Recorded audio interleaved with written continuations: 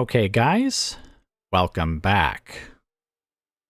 Unless, of course, this is the first campaign that you're watching on the channel, in which case, welcome for the first time.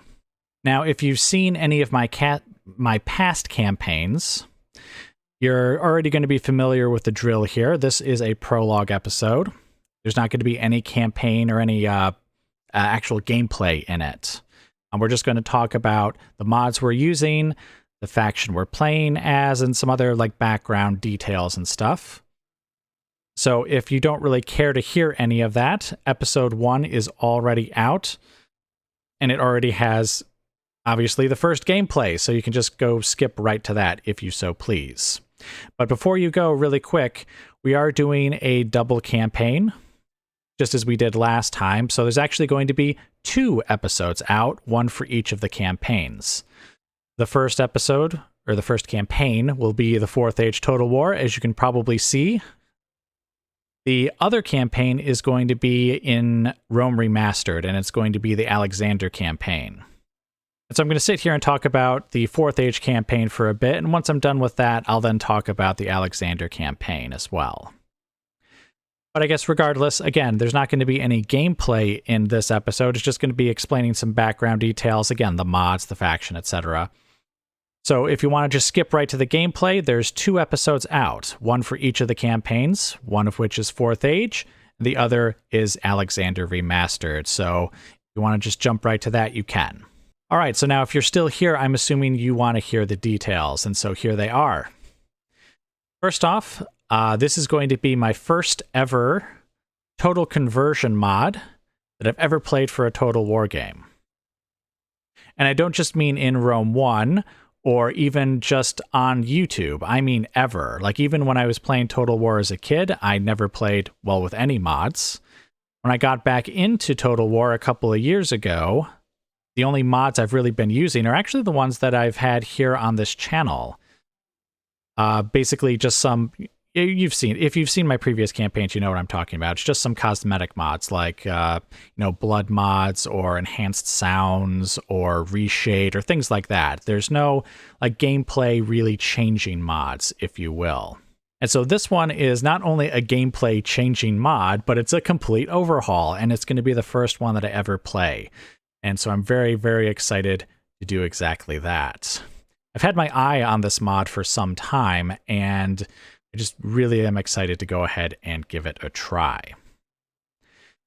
Now, since we're talking about mods anyways, let's actually just continue. This is not technically the original 4th Age Total War. This is Majestic Submod, which is mostly like the original. There is actually an article that explains the difference between the two, and I think I'll leave that in the description just so you guys can, compare the differences if you want. It is mostly like the original, though, just with some extra features here and there, and I'm sure we'll encounter those as we go along. Now, the next thing is, I'm not sure I would classify this as a mod, but you may recall if you watched my Medieval 2 campaign that I used a 4GB patcher on the executables from Medieval 2. And that was basically just to allow the game to use more memory, to help, maybe prevent crashes and such. And we did only have 1 crash during that campaign. Now, would we have had more crashes if I hadn't done that? I don't know. Would we have had fewer crashes? Maybe we wouldn't have had any crashes if I had done it. I don't know, though I doubt that. I'm pretty sure giving it more memory would have actually improved things, if anything, or just have caused no harm, rather than actually causing a crash in some way. But anyway, I have used that patcher on this game as well, so we'll have a little extra memory, again, hopefully to alleviate the possibility of any crashes, or at least to make them smaller than it was. The other thing I've got is I'm using a DirectX wrapper called DG Voodoo, and basically this game runs on DirectX 9. And so what DG Voodoo does is it basically converts it so that it runs on, I believe, DirectX 12 or maybe 11. I can't remember, but it helps it run on newer versions of Windows. Now, I wasn't really exactly having any issues running it in DirectX 9, without DG Voodoo. And I'm running on Windows 10. So at first I was like, do I really need this? Do I really not? But I'm sort of viewing it the same way I view that 4 GB patcher, where it probably won't hurt anything. It may not help anything either, but I don't think it hurts to actually use it. And so that only leaves Reshade, which actually, it's actually turned on right now. You may, if you've played the mod before, you may have thought that the main menu screen actually looked a little different, and it's because there are some filters turned on at the moment in Reshade. Now, since we are using DG Voodoo Wrapper, I actually do have Reshade installed to be not DirectX 9. If you've installed Reshade, you'll notice that there's like a DirectX 9 option at the top and then a more recent DirectX option just below it. I've used the more recent DirectX option just because we're wrapping to that version anyways. And so I think that's, I would have to do that to use Reshade. And again, does that make any difference? Is that going to help anything? Is that going to make the game run better? I don't know. Maybe not. Even maybe probably not. But I don't think it's going to hurt anything. So consider this a test of all of these different, I guess, features to see if they help or hinder us in any way. I have done some testing, of course, like especially in custom battles and stuff, and I haven't run into any issues, and I have like just opened up a campaign map to make sure we don't just immediately crash or anything like that. But again, some testing is basically going on here in the background, and while I think everything is going to be fine, just bear that in mind. I wouldn't necessarily just if you're planning on playing this yourself, I wouldn't necessarily just copy what I'm doing if you want to ensure that, you know, everything is perfectly stable, because it may make things better, it may make things worse. So anyway, that should be all of the mods and all of the background stuff that I've done to Rome and to this mod, I guess.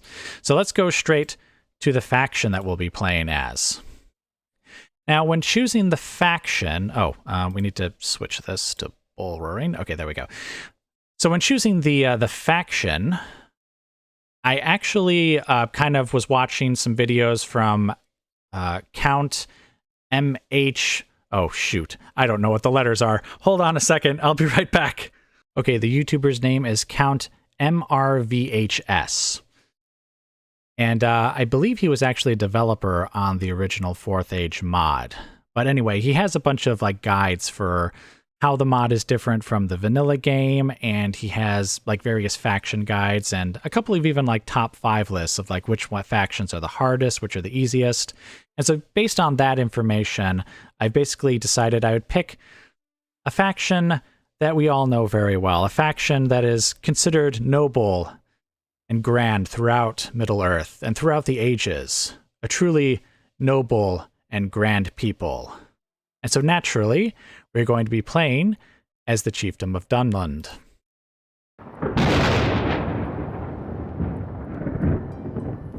Ah, the 4th Age. Let's see, do we actually want to read through this? I actually find it kind of boring when YouTubers actually read through this. I would rather just kind of read through it myself. But basically, we're going to be playing as Dunland, and we are going to have many of the so-called free peoples, the good guys, quote-unquote, as our enemies. But of course, we are the good guys, and they are the wicked, malevolent people who must be put down by our righteous fury. So if you do want to read it, just go ahead and pause it here. And then I'm going to go ahead and check the box here to resume the campaign. And what have we got here? They're allies. Okay, grand.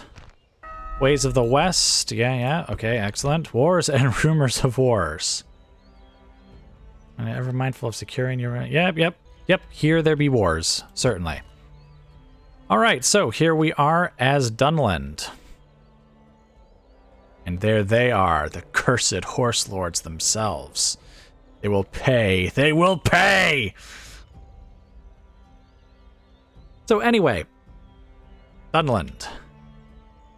Here is our starting territory. Looks like we have a starting army over here, and we have a starting enemy over here in the form of the Rohirrim. We also have some starting enemies in the form of the Reunited Kingdom. We do actually have an ally, though, in the Kingdom of Adunabar, so there's that. All right, but anyway, that should all be saved for the first episode, and we'll get into all of that there. What I now needed to talk about was just a couple of quick things.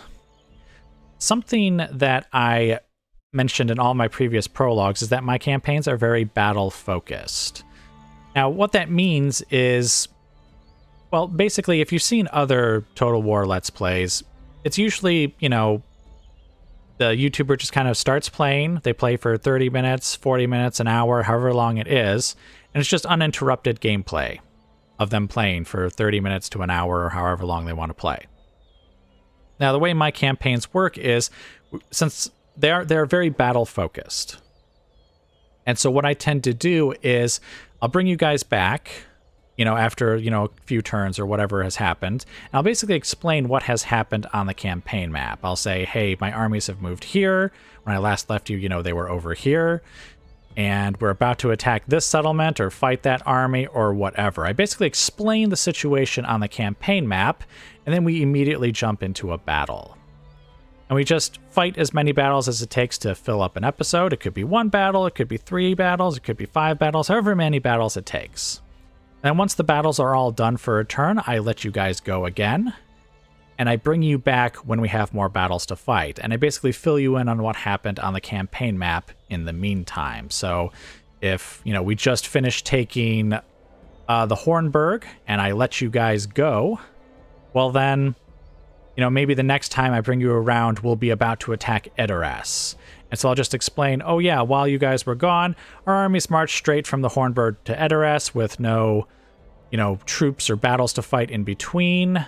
So-and-so declared war on me, or I declared war on them, or maybe we got a peace deal, and just basically explain how things happened in between the battles. Now, this doesn't mean you're going to be gone for like 20 turns or anything like that. It should just be a few turns, and then you guys will be right back. But basically, I do that just because I find the battles to be the most interesting part of the Total War games, both to play and, frankly, to watch. It isn't to say that I dislike the campaign map or anything, but I do think that they're just better to be focused on the battles. And so most of the episodes should be filled with battles. Well, all of the episodes will be filled with battles, actually. But I did notice in my past campaigns that as the campaign wore on, I did spend more and more time on the campaign map, just because I had more and more armies to talk about and what they were going to do and which battles they were going to fight. So I will try to be briefer than I was in past campaigns as we kind of get along, but I guess it'd be fair to warn you that as the campaign wears on, we might have more and more time spent on the campaign map, just so that we can explain everything that's going on. But regardless, even in that case, we are still doing a battle-focused Let's Play, so expect battles every episode, and I hope most of the episode's time to actually be devoted to battles as well. Just a bit of time on the campaign map, and then right into the battles. All right, also a couple of quick quirks to mention. Because the way that I run some of my battles actually is also a little different from what you may have seen other people do or what you do yourself. Because I do enjoy the battle so much, I do some things differently that other people would probably go, what the heck are you doing? So I feel I need to explain myself. And in the past, I would only explain myself in the epilogue instead of the prologue, and I feel like I may have left some people confused as to why I was doing something until the end of the campaign when I really should have explained it at the beginning. So one of those quirks, or rules if you will, is that I don't auto-resolve any battles. Now, it doesn't mean I'm going to show you guys every battle. To be honest, it kind of depends on the battle. Now, I don't know if this happens in this mod. It definitely happens in the base game, but at times you'll have like little rebel groups that pop up.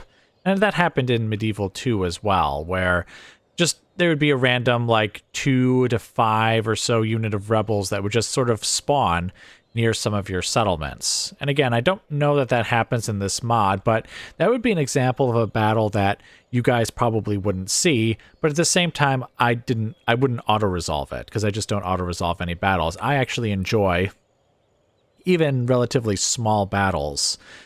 That's just the way I am, to be honest. Now, that doesn't mean, again, that you'll actually see the battle.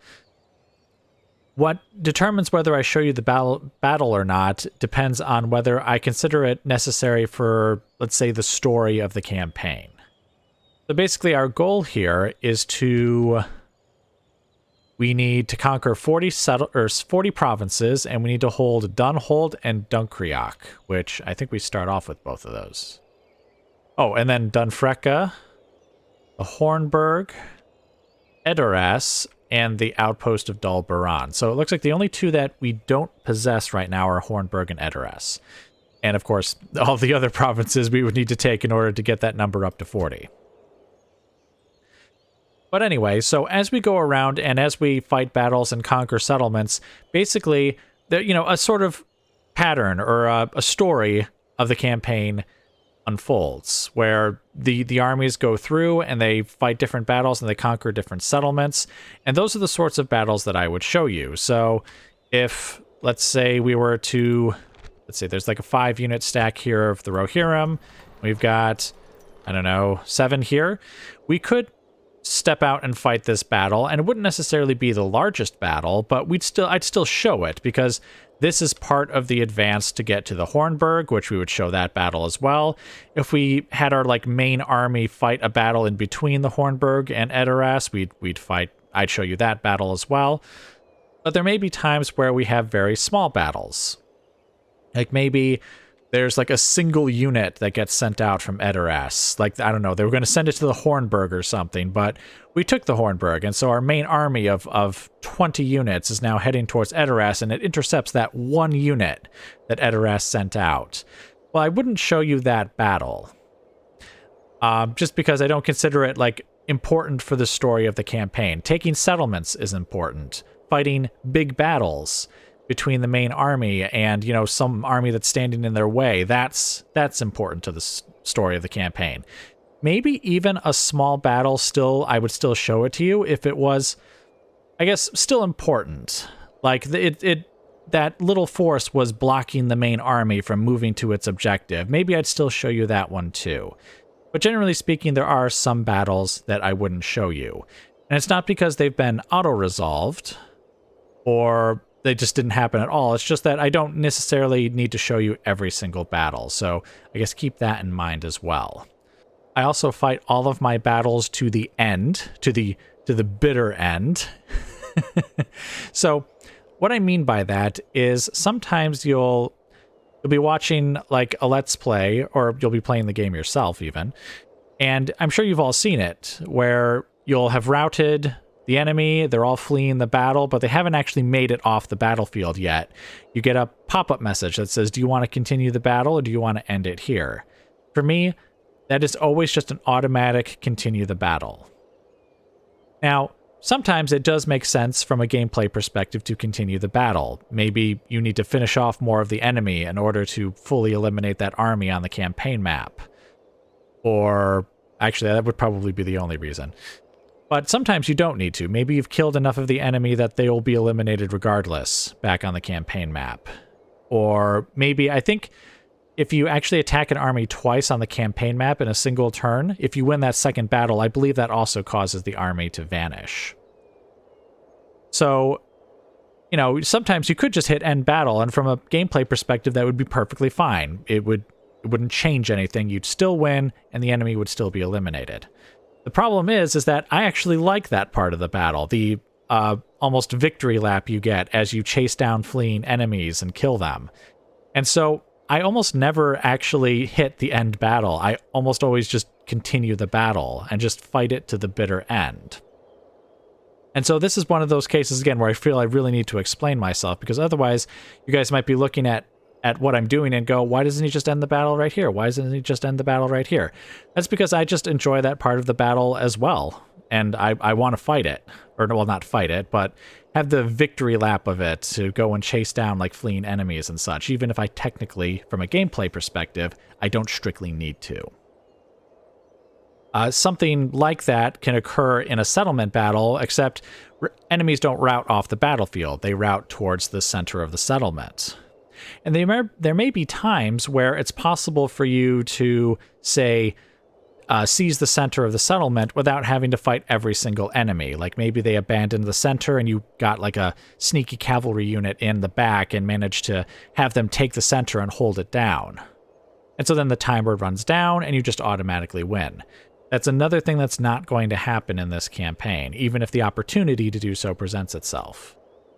What would happen in that case is I would actually maybe send that sneaky cavalry unit through the center of the settlement to maybe attack some enemies in the rear and cause them to rout and maybe kill them as they try to flee back to the center of the settlement.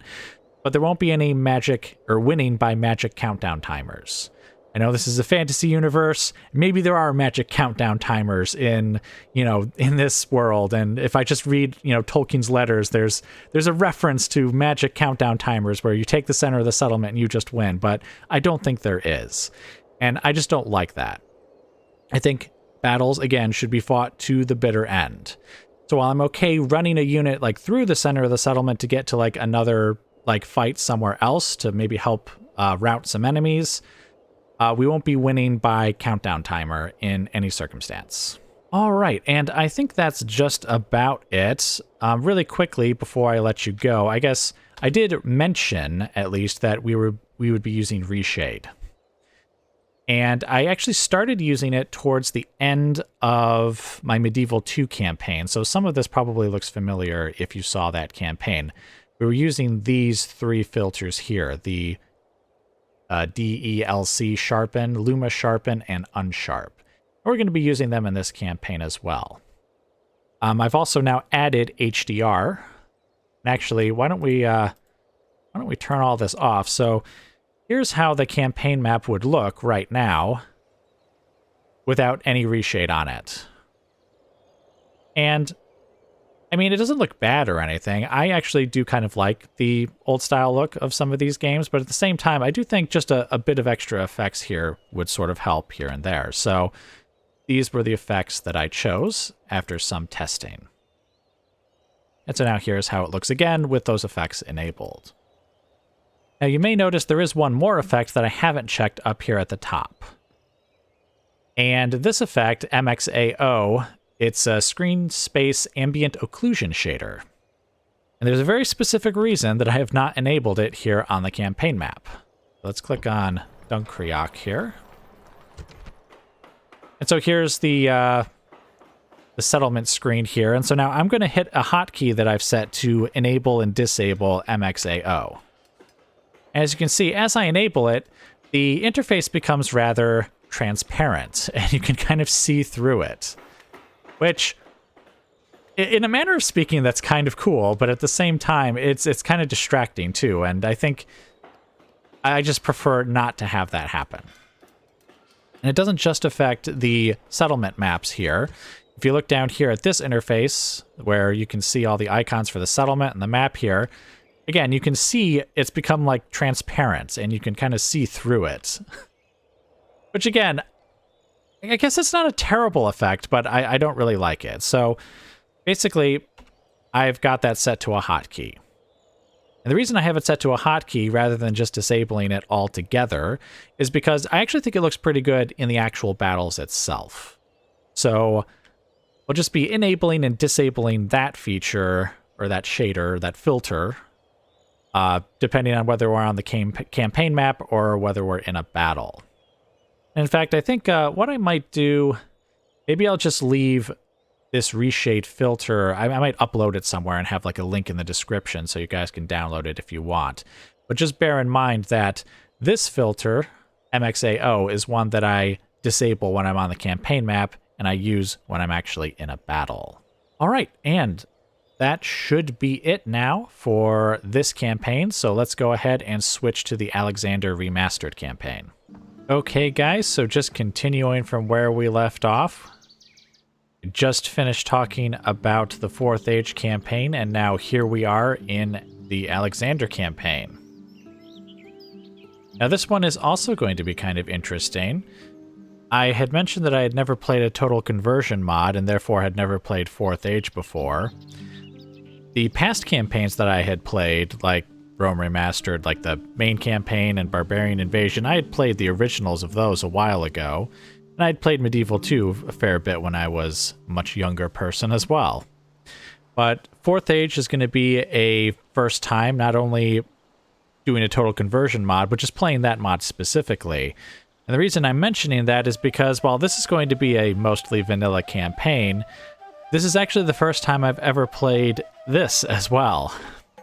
Even though I had Rome Total War when I was a kid, and I played it, the Grand Campaign and the Barbarian Invasion campaign, I never had Alexander. I'm actually not sure how I never heard of it. In fact, I actually found out about it only like a few years ago. I was looking through Steam to get some of the older games, and I was like, what the heck is this Rome Total War Alexander thing that's here? And it's like, huh, never played that. So now, I never did end up playing it though. So that's what we're going to do now. I also did do a bit of reading up on Alexander. He's actually one of my favorite military commanders of all time. And it'd been a while since I had actually looked up any information on him, so I read a couple of books on him just to sort of refresh my memory and prepare for this campaign. So as you can imagine, I'm pretty excited to play this one as well, just as I am with 4th Age.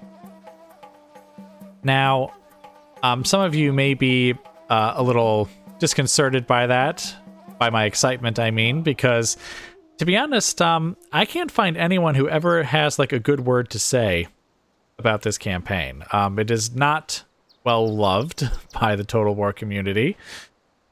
And so, maybe I should temper my excitement a little bit. And I am expecting, I guess, it to not necessarily be the best campaign ever, but I cannot help it. I really want this campaign to be fun. I just really like Alexander the Great, and so I'm hoping this campaign will be enjoyable. Even if it's not as enjoyable as like the Grand Campaign or, Barbarian Invasion, that it will still be enjoyable in its own right. And my explanation for this campaign is going to be a lot shorter, simply because we've already gone over part of it.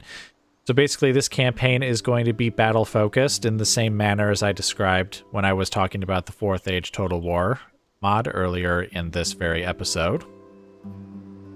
It's also all the same like quirks and rules that I mentioned too are also going to apply to this campaign. So I won't auto-resolve battles, I'll fight battles to the end, no seizing the center of the settlement and, running down the countdown timer to win. All those rules and things that I had mentioned in the earlier part of this very episode are going to apply to this campaign as well. I guess I also have no need to really explain my faction choice, since the Kingdom of Macedon is actually the only option.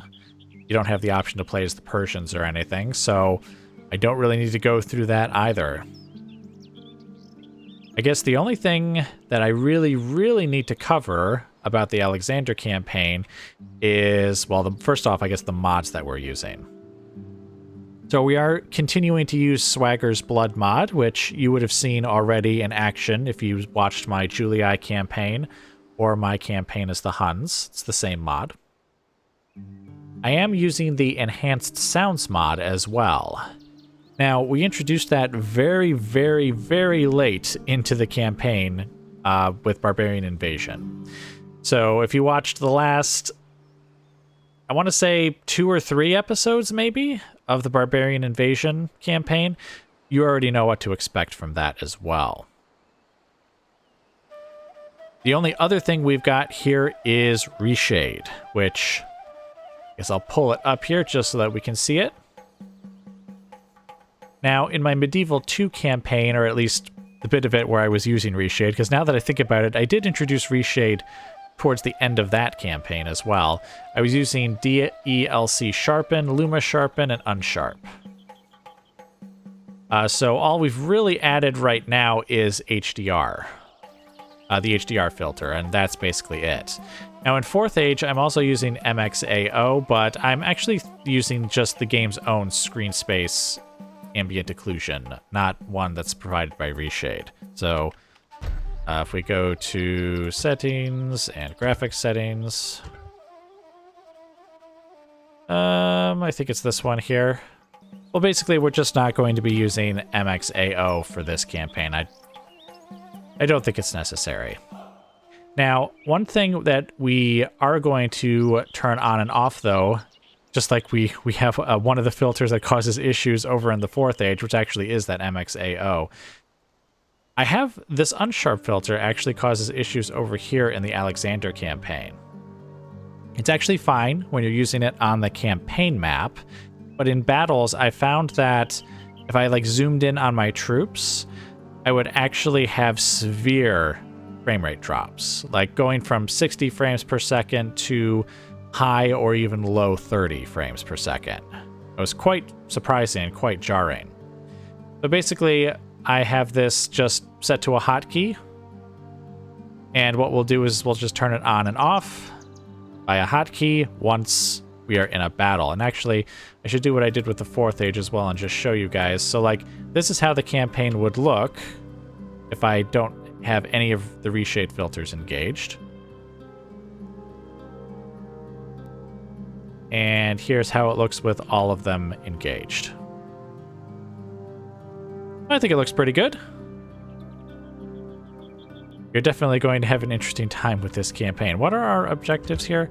Oh, I should actually go through this in the first episode, which, as a reminder, since this is the prologue, again, if you skipped ahead and like skipped over the 4th age part of this episode, this is just a prologue, so there's not going to be any gameplay. There's an episode 1 that's already out for this campaign and for the 4th age campaign, so you can go and watch that. And I guess we'll have to go over the objectives and stuff during that campaign, or during that episode. All right, but basically that is it. So 2 campaigns. Episode 1 is out for both of them, so you can go straight to watching either one, if just one of them sounds good to you. Otherwise, feel free to watch both. So, thank you very much for watching, and I hope to see you in future episodes.